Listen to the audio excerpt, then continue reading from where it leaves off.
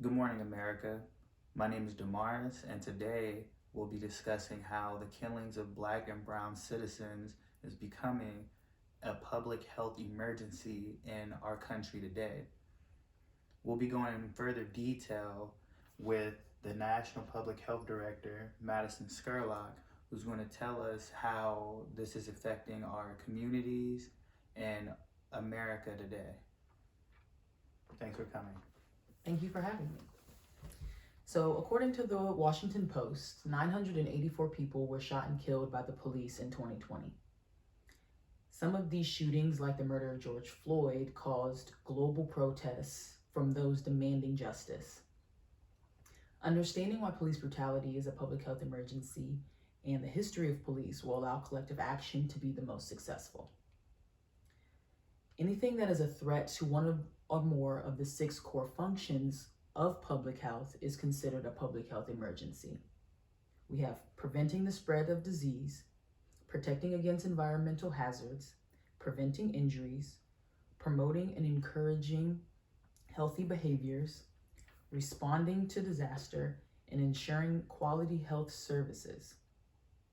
Police brutality is a threat to the core function of preventing injuries. Although anyone can be a victim, African American males are disproportionately the target of police brutality. Why? History has ingrained in many that Blacks are criminals because the 13th Amendment required us to be labeled that way in order for us to stay enslaved. The history of police began with slave patrol.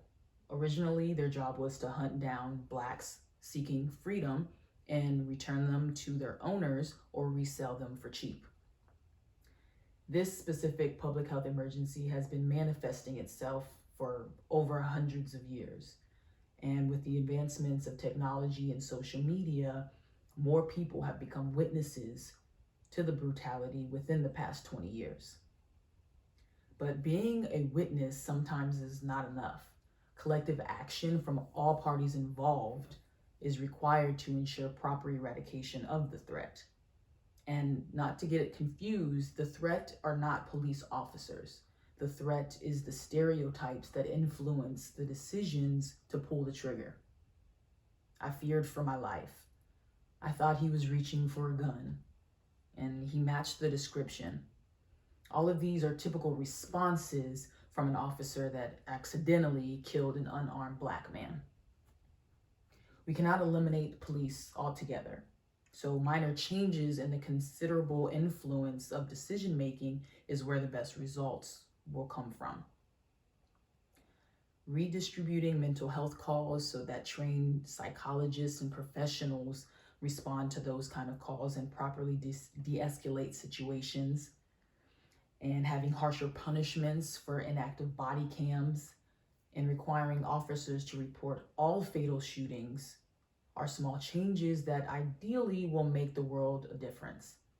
This is not change that will happen overnight, but consistency and community involvement will ensure a safer future for all Americans.